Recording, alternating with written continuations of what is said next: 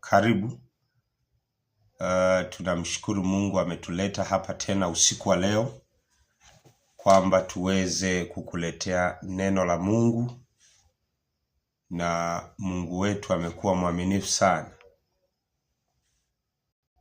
Wewe ambaye utatupata, karibu sana, na unaweza ukashare hiyo linki kwenye magrupu yetu tukawafikia watu wengi zaidi.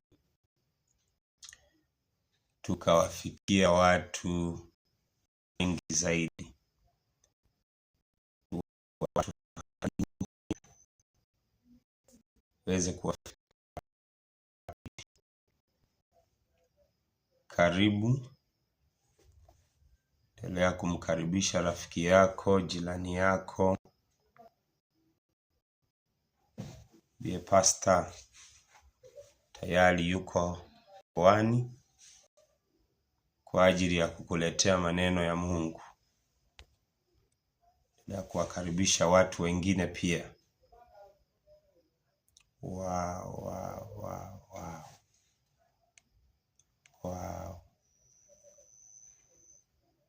Endelea kuwakaribisha wengine. Karibu, naendelea kuwakaribisha wengine. Karibu, naendelea kuwakaribisha wengine. Karibu, naendelea kuwakaribisha wengine. Mungu akubariki, na unaweza ukaendelea kushare na wengine link zaidi, ili ujumbe huu uweze kuwafikia watu wengi zaidi. Mungu wakati wote anapotuita kwenye madhabahu ya neno na maombi, anakuwa anakusudi na maisha yetu. Na kama utakuwa unatupata vizuri, unaweza ukatuandikia hapo kwenye comment, ukatuambia unatusikia vizuri na unatupata vizuri, na sisi tutafarijika kwamba tuko pamoja na unatupata vizuri. Acha tumshukuru Mungu, halafu tujifunze, halafu tutapata wasaa wa kuomba pamoja. Baba, katika jina la Yesu, asante kwa uaminifu wako, asante kwa neema yako, asante kwa ajili ya utukufu wako. Wewe ni mwaminifu tangu mwanzo hata vizazi na vizazi.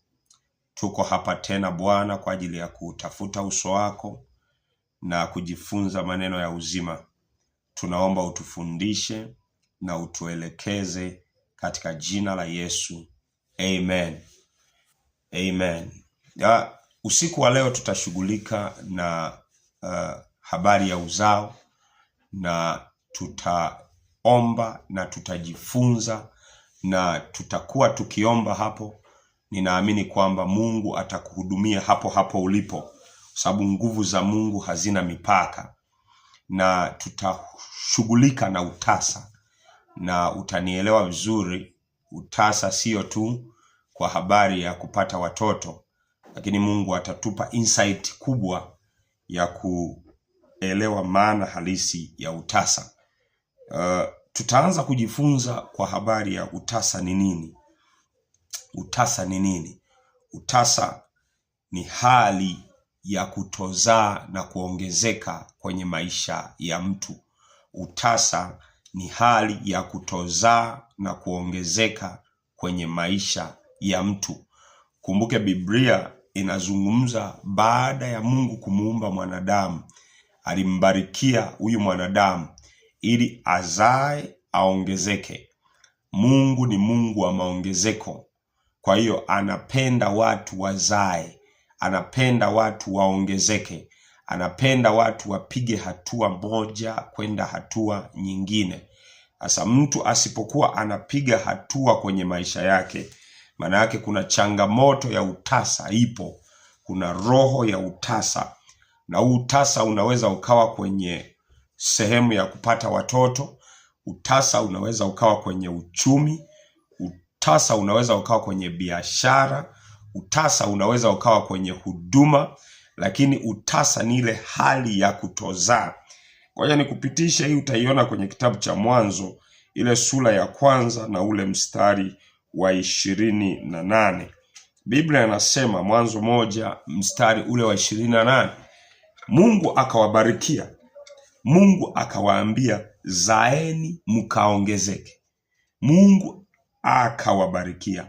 Mungu akawaambia. Kwa hiyo kumbe baraka ya Mungu huwa inatokana na kutamkiwa neno, inatokana na kusemewa jambo kwenye maisha yako. Huyu Mungu anawabarikia, halafu baada ya hapo anawaambia wafanye jukumu la kuzaa na kuongezeka. Anaendelea, anasema mkaongezeke, mkaijaze nchi. Nchi haiwezi kujazwa kama watu hawazai. Hawazai biashara mpya, hawazai ndoa mpya, hawazai huduma mpya. Kama kanisa halizai, kama huduma haizai, kama familia haizai biashara mpya, nchi haiwezi kujaa. Anaendelea na kuitiisha. Kumbe roho ya utasa ikiwepo, huwezi ukawa na uwezo wa kutisha. Kutisha ni kuweka kitu chini ya mamlaka. Kutisha ni kuweka kitu chini ya mamlaka. Kwa hiyo utasa ukiwepo kwenye maisha ya mtu, kikawaida kabisa hauwezi ukaruhusu kutisha. Anaendelea anasema, mkatawale samaki wa baharini na ndege wa angani na kila kiumbe chenye uhai kiendacho juu ya nchi. Kwa ni mpango wa Mungu kwamba tuzae, tuongezeke, ili tuweze kutisha na kumiliki vitu vyote vilivyopo katika nchi hii. Na Mungu ni Mungu wa maongezeko. Mungu ana mpango wa kukemea utasa usiyatawale maisha yetu. Mungu alishaweka system nzuri ya watu kuzaa na kuongezeka. Na hii utaiona kwenye maandiko, kwenye kile kitabu cha Zaburi ile sura ya 1 na ule mstari wa 2. Kitabu cha Zaburi sura ya 1 na ule mstari wa 2 inasema, bali sheria ya Bwana ndiyo impendezayo. Bali sheria ya Bwana ndiyo impendezayo, na sheria yake huitafakari mchana na usiku. Mstari wa 3, naye atakuwa kama mti uliopandwa kando kando ya vijito vya maji, uzaao matunda yake kwa majira yake, wala jani lake halinyauki, na kila alitendalo litafanikiwa. Kwa Mungu ana mpango wa kuhakikisha wewe hauitasa. Mungu anafurahia watoto wake wasipokaa na kuridhika na utasa. Mungu anafurahia maongezeko, anafurahia hatua zako anazoziona unapiga kwenye biashara. Anafurahia hatua zako akiona umepata watoto, umefunga ndoa, Mungu amekubarikia watoto wanazunguka kwenye meza wanakimbia. Mungu anafurahia. Mungu sio dhalimu hata ahakikishe kwamba anazuia wewe upate ile furaha anayotaka uipate. Anasema atakuwa kama mti uliopandwa kando kando ya vijito vya maji. Na hii inatokana na wewe kuipokea sheria ya Bwana. Kumbe unaweza ukawa kunatembea kwenye utasa kwenye hatua fulani ya maisha yako, ni kwa sababu wewe umeikataa sheria ya Bwana. Wewe umeipinga sheria ya Bwana. Wewe umekaa mbali na sheria ya Bwana. Kumbe kuipokea sheria ya Bwana ndio inakuingiza kwenye hatua ya kuzaa na kuongezeka. Anasema uzao matunda yake kwa majira yake. Kuna majira ya kuzaa, kuna majira ya kuzaa, kuna majira ya kuzaa. Na utasa umegawanyika kwenye maeneo kama matatu. Moja, kuna utasa wa kiroho. Utasa wa kiroho ni pale ambapo Mkristo ataokoka na kuanza kumtafuta Mungu, lakini wakati huo yeye atakuwa hakui kufikia kiwango cha kuzaa na kumleta mshirika mwingine katika mwili wa Kristo. Nisikilize, moja ya kazi ambayo Yesu Kristo alikuja kufanya, alikuja kutafuta wanafunzi ambao watafanya kazi ya kuwafundisha wengine ili imani iweze kuenea. Unapokuwa umejipata kwenye kanisa fulani kwa miaka 2, 3, 4, 5, na ndani ya hiyo miaka haujapata kuzaa, haujapata kuleta mtu mmoja kwa Yesu, wewe una utasa. Na kwenye ulimwengu wa roho, umri wako wa kuishi unaweza ukapunguzwa. umri wa kuishi kabisa, yale maisha ya mwilini yanaweza yakapunguzwa. Lakini pia maisha ya kiroho, mtu asiyemletea Mungu matunda yuko kwenye hatari ya kufa kiroho. Mtu ambaye amekaa kanisani kwa miaka, anaendelea na ibada, anaendelea kuhudhuria ibada, lakini kwa miaka yote yeye hajawahi kuzaa matunda, huyu mtu yuko karibia kupotea, yuko karibia kuondoka. Na hii utaiona kwenye kitabu cha Yohana 15 mstari wa 1. Inasema, mimi ndimi mzabibu wa kweli na Baba yangu ndiye mkulima. Yesu ndiye mzabibu, baba yake Mungu wa mbinguni ndiye mkulima. Anasema kila tawi lisilozaa uliondoa. Tawi ni mimi na wewe, watu tulionunuliwa na kuokolewa kwa damu ya thamani ya Yesu Kristo. Sisi ndio matawi. Maana yake Yesu anatutegemea sisi tuzae. Yesu anatutegemea sisi tulete matunda. Yesu anatutegemea sisi tuwaambie watu wengine habari njema. Yesu anatutegemea sisi tuwavute wengine kwake. Anasema sisi ndio matawi, na anasema kila tawi lililoko ndani yake lisilozaa uliondoa. Maanake mtu asiyemletea Yesu Kristo matunda, asiyejiingiza kwa kuwavuna watu na kuwaleta kwa Yesu, huyu mtu anaondolewa kwenye ufalme, anaondolewa kwenye ulimwengu wa roho, na anaondolewa kabisa kwenye ulimwengu wa mwili. Nisikilize, wewe kwenye ufalme wa Mungu kama huhusiki kwenye ajenda ya kuwavuta watu kuja kwa Yesu, haufai. Kwenye ufalme unalisha hasara, bajeti ya ufalme unaitumia isivyo. Mungu atusaidie sana. Anasema huliondoa, na kila tawi lizaalo hulisafisha ili lizidi kuzaa sana. Maana yake Mungu anataka sisi kama matawi tuzae, tuwaambie wengine habari za Yesu, tuwashirikishe wengine habari za Yesu, tuwavute watu kwa Yesu, tuwafundishe neno la kweli, waache dhambi, waigeukie kweli. Mungu hapendi nyumba yake ikose watu. Mungu hapendi nyumba yake iishi bila watu. Ndio maana unakuta kanisa haliongezeki, kwa sababu watu walioko kwenye hiyo nyumba hawako kwenye hiyo ajenda ya kuwaleta watu kwa Yesu. Na utajipata wanalia na kuomba kwa Mungu, Mungu awabariki. Na Mungu hawezi kubariki tawi lisilozaa. Tunapozungumza kwa habari ya kulisafisha, maana yake ni kuliwekea mbolea, kuliondolea nyasi, kuhakikisha linakaa kwenye mazingira safi. Kama unataka Mungu aachilie ugavi wa kiungu kwenye maisha yako, kama unataka Mungu asimame na wewe kwenye miradi yako, kama unataka Mungu akutegemeze kwenye mambo yako, jifunze kuingia kwenye uzaaji. Uhakikisha unazaa watu wengi wanakuja kwake kupitia pesa yako, kupitia Injili, kupitia kuwafikia mashuleni, kupitia vipeperushi, kupitia maombi, kupitia kufadhili. Unahusika kuwaleta watu kwa Yesu, unahusika kuwavuta watu kwa Yesu. Mungu hapendi watu waliotasa. Mungu hapendi watu ambao watakaa kanisani na kusubiria watu wanaookoka, na wakiokoka wanawawekea kipingamizi tena. Mungu hapendi. Bwana Yesu atusaidie sana. Aina ya pili ambayo Mungu ya utasa ambayo inaweza kuyakumba maisha yako ni utasa wa kimwili. Tumbo kushindwa kupata mtoto. Tumbo kushindwa kupata mtoto. Huu ni utasa. Mungu anataka tupate watoto. Mungu anataka tuzaliane. Mungu anataka tupate watoto. Nisikilize, usijitie moyo. Watu wengi kwenye Biblia walichelewa kupata watoto. Ninakubali kabisa. Ninakubali. Lakini kila aliyechelewa kupata mtoto kwenye Biblia, Mungu alimpa. Unaweza ukawa unanisikia saa hii, unanifuatilia saa hii, tumbo lako limeshindwa kupata watoto. Mungu ujue sio mpango wake wewe kukosa mtoto. Sio mpango wake wewe kukosa mtoto, na Mungu hajaruhusu ukose mtoto. Mungu hajaruhusu ukose mtoto. Unaweza ukachelewa kupata mtoto, lakini Mungu hawezi akaruhusu ukose mtoto. Habari njema ni hii, utaiona kwenye kitabu cha Kutoka sura ya 23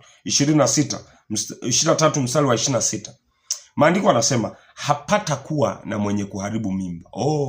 Mungu anatoa maelekezo, hata kuwepo mwenye kuharibu mimba, wala aliye tasa katika nchi yako, na hesabu ya siku zako nitazitimiza. Ni mpango wa Mungu. Kila mtu, mwanamke unayenifuatilia sahihi, ni mpango wa Mungu upakate watoto wako. Ni mpango wa Mungu ulee watoto wa viuno vya mume wako. Ni mpango wa Mungu uwaone uzao wako.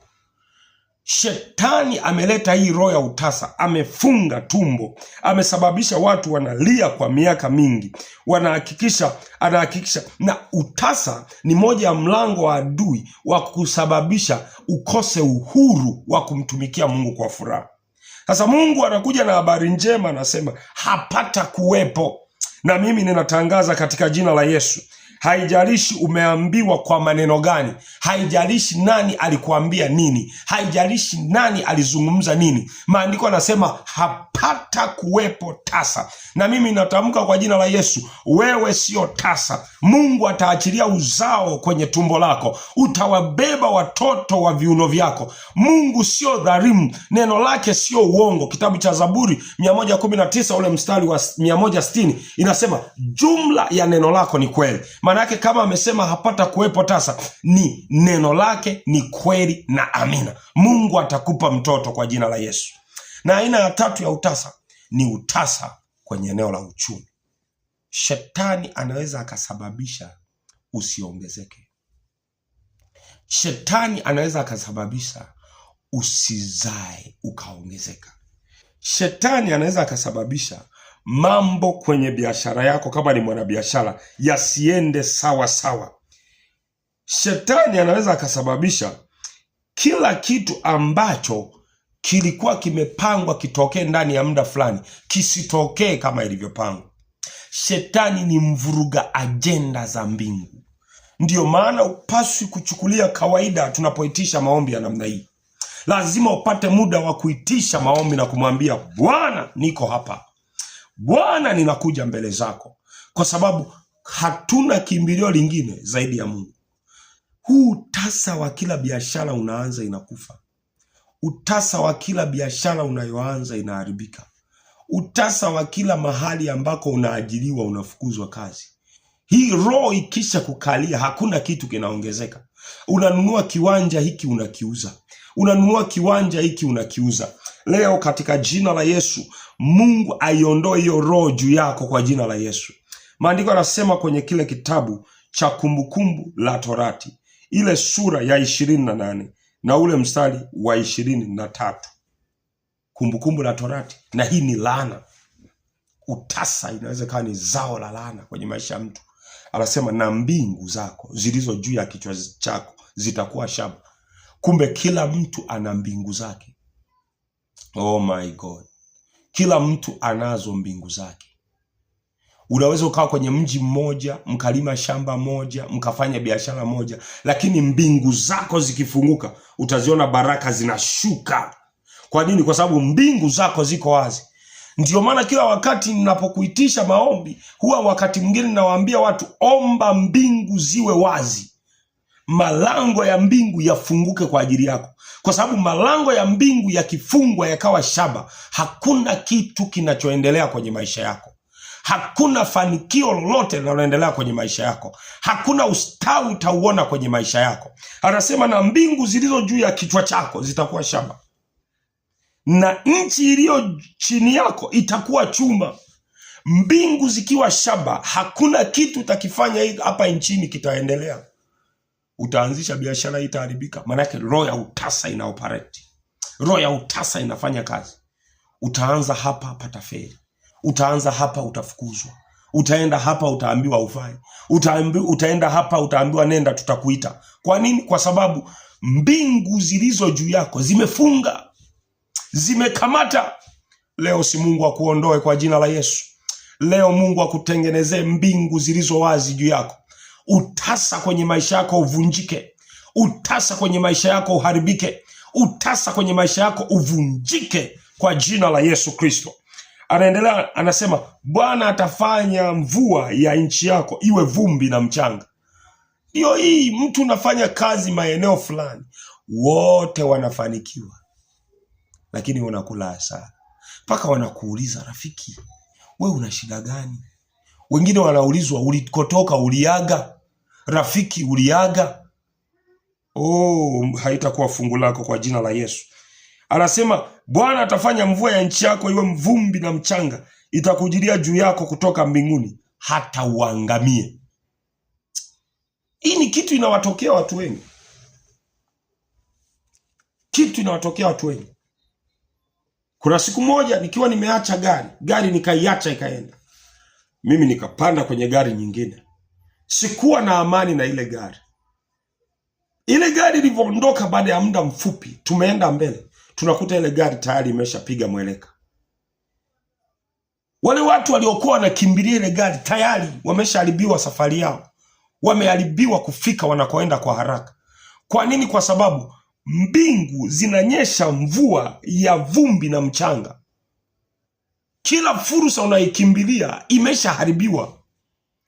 Kila fursa inayokimbilia imeshavunjika. Ni nini hiki ambacho wewe kila unachofanya kimeharibika? Ni roho ya utasa inakuwa nyuma yake. Ni roho ya utasa inakuwa inafuatilia maisha yako. Hii roho ilitaka kumpiga Isaka. Wakati Isaka yuko kwenye ile nchi, maandiko yanasema kila alichokuwa kikifanya kilikuwa hakiendelei. Kila alichokuwa kikiendea kilikuwa hakizai sawa sawa. Maandiko yanasema Isaka akataka kuondoka kwenye lile eneo. Mungu akamwambia, kaa hapo. Mungu akashughulika na ile roho ya utasa. Roho ya utasa haikai kwako kwa jina la Yesu. Leo tumeitambua na tumeifahamu, na lazima iachie maisha yako kwa jina la Yesu.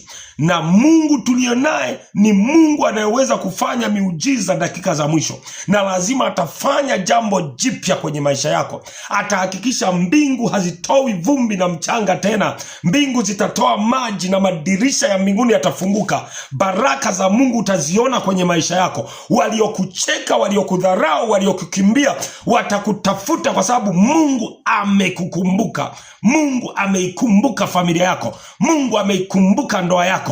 Mungu amelikumbuka tumbo lako. Mungu ameikumbuka afya yako. Mungu amekumbuka uchumi wako. Mungu amekumbuka elimu yako. Vyeti vyako havitakuwa tasa ndani kwa jina la Yesu.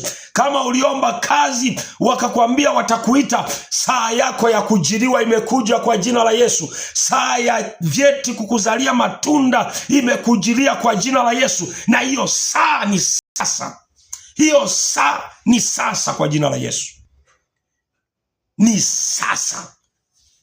Ni sasa. Utasa ukikamata maisha yako. Kuna watu wamesoma wengi, wana vyeti vizuri. Una masters, una degree, una PhD. Lakini kila ukienda wanakuambia, sorry, tulikuwa tunamhitaji mtu wa namna hii jana tu. Unasema, sasa mbona jana nilikuja hapa nikaambiwa nirudi leo? Lakini ukirudi wanakuambia, very sorry. Basi tuachie tena CV yako, tutakuita. Unaacha. Wanakuja watu wengine wanaingizwa kazini. Wanakuja watu wengine. Ni roho ya utasa inaingia kwenye maisha yako. Ngoja nikuonyeshe kidogo. Pastor, nitajuaje roho ya utasa inafanya kazi kwenye maisha yangu? Jambo la kwanza, roho ya utasa ikianza kufanya kazi kwenye maisha yako, utakuwa ni mtu ambaye ardhi haikuzalii matunda unayoyataka. Ardhi haikuzalii matunda unayoyataka. Kwa nini? Kwa sababu mbingu zikifungwa hazizai, ardhi haiwezi kazaa. Kinachokomandi mbingu izae matunda unayotaka ni pale ambapo mbingu zinaporuhusu mvua ya baraka inyeshe ardhi. Ardhi inaweza kukutolea matunda unayohitaji. Ndio hii utajipata umesoma lakini vyeti vipo, na vyeti vyako na GPA nzuri lakini haihitajiki. Hawa na kuona haufai. Kuna watu mmea vyeti vizuri lakini umeambiwa kwamba vyeti vyako ni vizuri lakini bahati mbaya hatuwezi kukuajiri kwa sababu hatuna mshahara wa kukulipa. Elimu ikiwa kubwa ni tatizo, elimu ikiwa ndogo ni tatizo. Na hiyo utaiona kwenye kitabu kile cha Mwanzo, ile sura ya 4. Mwanzo sura ya 4. Mwanzo sura ya 4 mstari wa 12. Hii ni utasa unaachiliwa kwa Kaini. Maandiko yanasema utakapoilima ardhi haitakupa mazao yake. Utakuwa mtoro, mtu asiye na kikao duniani. Maanake hakuna mahali patakapokupokea. Hakuna mahali utapokelewa na kukaa. Roho ya utasa ikikaa kwenye maisha yako, lazima uwe unafanya kazi. Kuna watu wanafanya kazi 24/7 au 25/7 lakini bado matokeo ya kazi wanaoifanya sio sawasawa, is not equivalent to their work. Hayaendani na kazi wanaoifanya. Kwa nini? Kwa sababu roho ya utasa imeshikilia.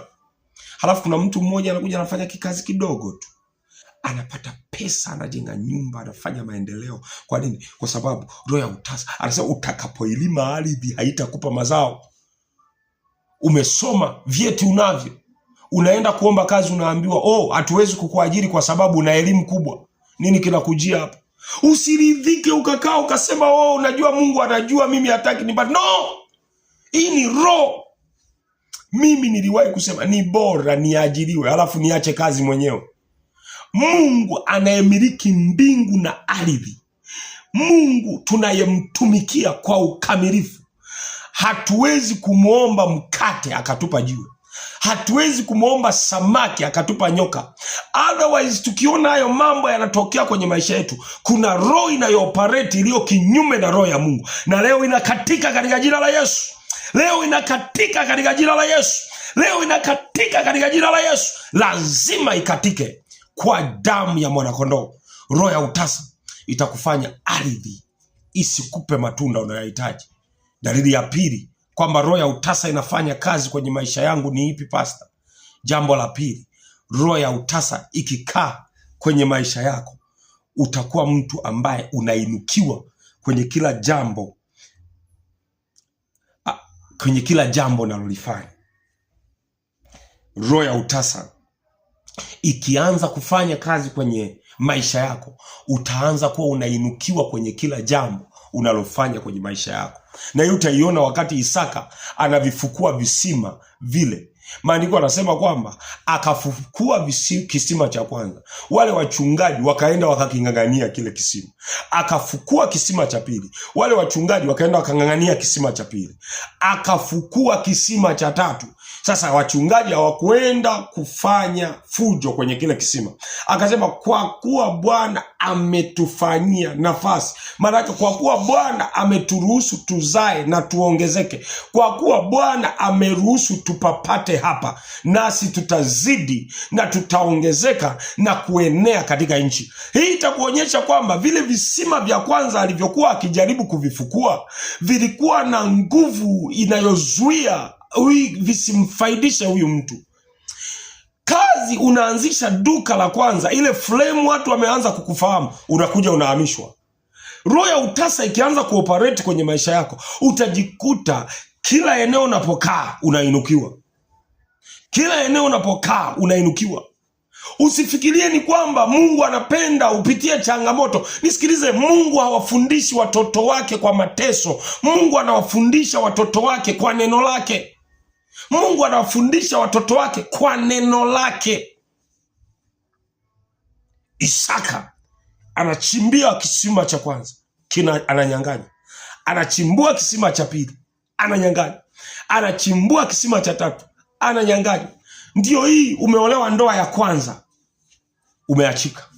Umeolewa ndoa ya pili, umeachika. Umeolewa ndoa ya tatu. Na wanaume wanakuacha wakati ambapo mmefika kwenye piki ya maisha. Mmepata pesa, unasema sasa tuanze kula na baba watoto. Wanaume anaota mbao. Kwa nini? Kwa sababu kuna roho ya utasa. Haitaki maongezeko kwenye maisha yako. Haitaki uitwe mama mwenye nyumba. Haitaki uitwe mama mwenye watoto. Haitaki utunze ile heshima na ikoni yako kwenye eneo lilopo. Leo hiyo roho inavunjika katika jina la Yesu. Hakuna kitu utaanzisha na kitakimbia. Kila utakachokianzisha kitakuwa kwenye mikono yako, kwa sababu Mungu ataingia kukupigania. Na mimi natangaza kila utasa ulioko kwenye maisha yako leo unavunjika kwa jina la Yesu Kristo aliye hai. Roho ya utasa ni mbaya. Roho ya utasa ni mbaya. Roho ya utasa, pastor, nitajuaje inafanya kazi kwenye maisha yangu? Roho ya utasa nitajuaje inafanya kazi kwenye maisha yangu? Roho ya utasa ikianza kufanya kazi kwenye maisha yako, hii roho ina uwezo wa kukupiganisha na ikutoe kwenye nafasi ya baraka zako. Roho ya utasa ikianza kufanya kazi, inaleta changamoto kwenye eneo ambalo Mungu angekubariki. Nisikilize, kuna mahali ukikaa Mungu anakubariki, na kuna mahali ukiondoka baraka zikija hazikukuti, zikimkuta mtu zinambariki huyo huyo. Na hiki ndicho shetani alichokifanya. Shetani anamuondoa Adamu kwenye eneo lake la baraka, anamchomoa pale, anampeleka sehemu nyingine. Ile ni roho ilikuwa inamnyemelea.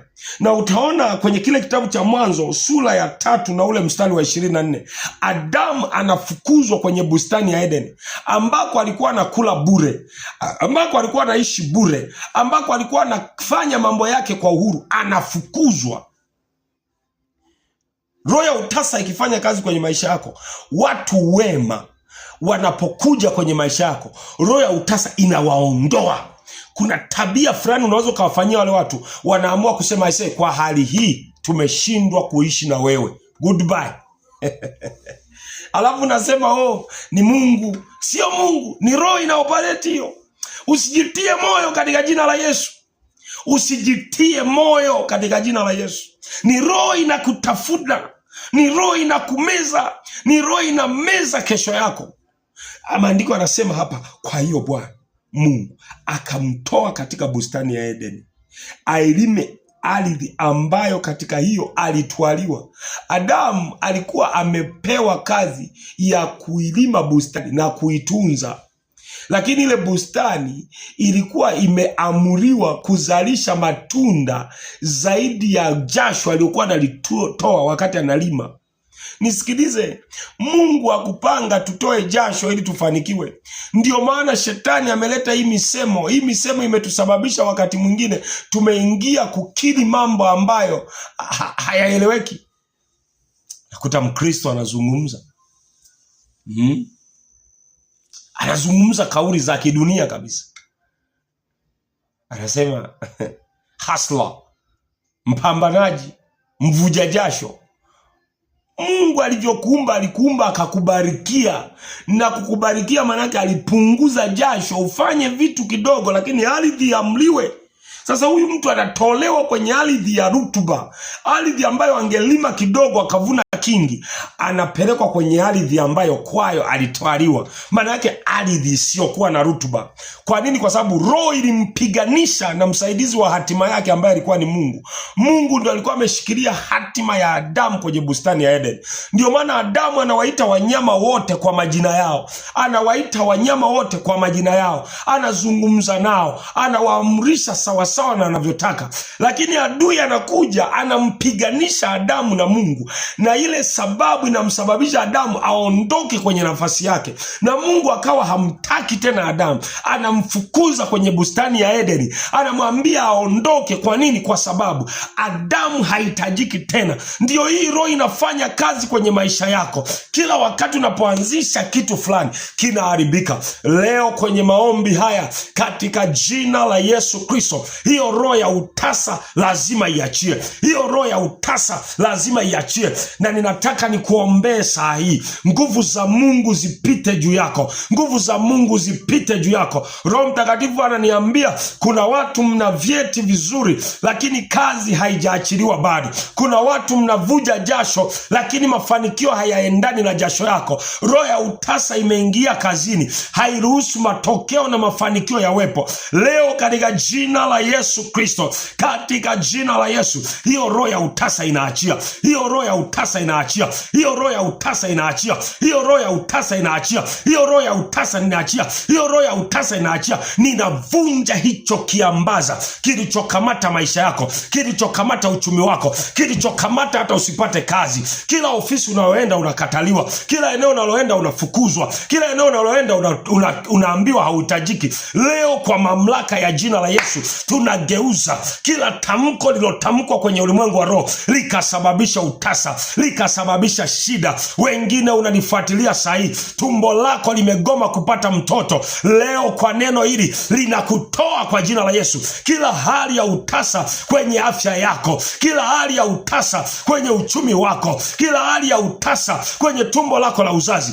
leo kwa jina la Yesu ninazituma nguvu za Bwana zikufuate hapo ulipo, zikufuate hapo ulipo, zikufuate hapo ulipo, zikufuate hapo ulipo, zikufuate hapo ulipo, zikufuate hapo ulipo, kwa mamlaka ya jina la Yesu, kwa mamlaka ya jina la Yesu, kwa mamlaka ya jina la Yesu. Funguka, funguka, funguka, funguka, funguka sai, funguka sai, funguka sai, funguka sai, funguka sai, funguka sai. Nguvu za Bwana zikufuate, nguvu za Bwana zikufuate. Uwe unatufuatilia ndani ya Tanzania au nje ya Tanzania, nguvu za Bwana hazina mipaka, nguvu za Bwana hazizuiriki. Zikufuate, zikukamate, zikupate. Ninavunja huo utasa, ninaharibu huo utasa, ninavunja huo utasa, ninaharibu huo utasa. Achia, achia, achia, achia, achia, achia, achia, achia, achia, achia, achia tumbo lake, achia tumbo lake, achia tumbo lake. Lipokee watoto wa kiume na wa kike, lipokee watoto vijana kwa mabinti, lipokee watoto wa kiume na wa kike kwa jina la Yesu, kwa jina la Yesu. Hivyo vyeti vilivyogoma kupata kazi, hivyo vyeti vilivyogoma kupata kazi, leo kwa jina la Yesu Kristo na kwa damu ya Yesu tunavisafisha, tunavisafisha. Kila ofisi atakayoingia akapokelewe, akapokelewe, akapokelewe, akapokelewe kwa jina la Yesu, akapokelewe kwa jina la Yesu, akapokelewe. Haijalishi ulikataliwa mara ngapi, leo neno la Bwana linakutoa, neno la Bwana linakutoa. Maandiko yanasema, naam, nijapopita kwenye bonde la uvuli wa mauti. Umepita kwenye hiyo hali ya utasa, sasa yatosha, sasa yatosha, sasa yatosha, sasa yatosha, sasa yatosha, sasa yatosha, sasa yatosha. Vyeti vyako vikuzalie matunda, vyeti vyako vikuzalie matunda, vyeti vyako vikuzalie matunda. Umefika umri wa kuolewa, umefika umri wa kuoa, lakini kila mchumba unayofuata anakuambia hakustahili, anakuambia bado muda. Leo hiyo roho ya kukataliwa, hiyo roho ya utasa, hiyo roho ya utasa inayozuia wengine, umeomba mno haujapata mtu ambaye yuko tayari kuambatana na wewe kwenye maisha, leo tunakutoa, leo tunakutoa kwa mamlaka ya jina la Yesu. Funguka, funguka, funguka, funguka, funguka, funguka, funguka kwenye hilo bonde ulipokaa, kwenye hilo eneo ulipokaa, kwenye hilo eneo ulipokaa, kwenye hilo eneo ulipokaa. Tunakutoa kwa neno la Bwana, tunakutoa kwa neno la Bwana, tunakutoa kwa neno la Bwana. Unachomoka hapo, unachomoka kwa nguvu za Roho Mtakatifu. Rapashakarama resotaramande rikoshandarabasika repopoposaka. Sijui uko wapi, sijui nini kimekukandamiza, sijui nini kimesababisha utasa kwenye maisha yako, sijui ni nini kimekamisha maisha yako, sijui ni nini kimekufanya ukae hapo. Leo kwa mamlaka ya jina la Yesu, leo kwa mamlaka ya jina la Yesu unachomoka, unachomoka, unachomoka, unachomoka, unachomoka. Bwana anakutoa, Bwana anakutoa, Bwana anakutoa, Bwana anakutoa. Ulichekwa kwa muda wa kutosha, ulidharauliwa kwa muda wa kutosha, ulisemwa kwa muda wa kutosha, ulisimangwa kwa muda wa kutosha. Saa ya ushuhuda wako imekuja, saa ya ushuhuda wako imekujiria, saa ya ushuhuda wako imekujiria, saa ya ushuhuda wako imekujiria. Inuka uangaze. Resaka paraba remasotarama rekoramashara rikosataraba remamamandererebosaya rikoshandarabasia. Saa ya kuinuka imekujiria. Maandiko yanasema kwenye ile kitabu cha Isaya sura 60 na ule mstari wa wa kwanza, inuka uangaze, maana nuru yako imekuja. Leo nuru imekujiria, leo nuru imekujiria, leo nuru imekujirisha. Haijalishi umekaa hapo mahali kwa muda gani, haijalishi mchungaji, hiyo huduma unayoiongoza imekaa hapo kwa muda gani. Leo huo utasa unawaleta washirika na kuwatoa, leo tunaikamata hiyo roho, tunaifunga kwa neno la Bwana, tunaifunga kwa damu ya Yesu, kwa damu ya Yesu, kwa damu ya Yesu, kwa damu ya Yesu, kwa damu ya Yesu, kwa damu ya Yesu. Tunasafisha. Pokea neema ya kuongezeka, pokea neema ya kustawi, pokea neema ya kuzaa, pokea neema ya kukua, pokea neema ya kuongezeka. Bwana akuongeze,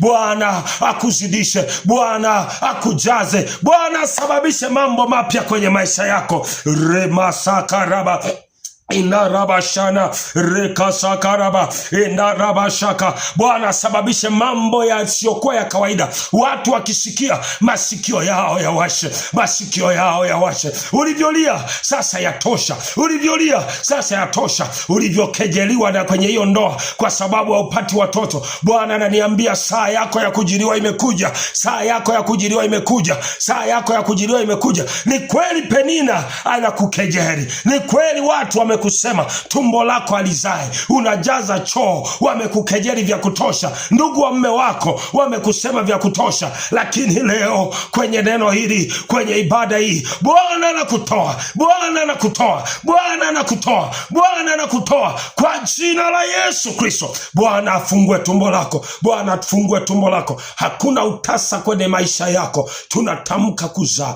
na kuongezeka na kustawi, na kila anayekufahamu auone wema wa Bwana. Sante Roho Mtakatifu, sante Baba wa uzima, ambao umetupa neema ya kuwahudumia watu hao. Neno lako ni kweli na amina.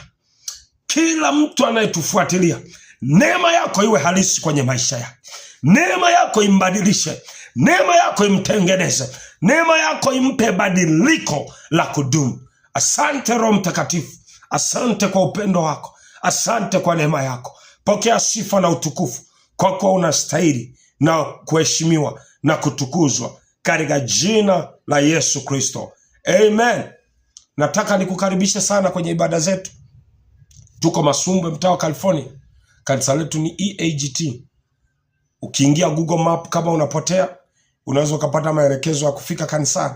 Ibada zetu ni Jumatano, Ijumaa na Jumapili, kuanzia 2:30 mpaka 7 mchana. Lakini kuna namba yetu inapita chini ya skrini yako hapa. Ukiwa na hitaji la maombi na maombezi, ushauri, unaweza ukatupigia, na Mungu akubariki. Popote pale ulipo, share video hii wafikie watu wengi ili waweze kufaidika na baraka za Mungu. Mungu akubariki, Mungu akutunze. Tuonane wakati mwingine. Amen.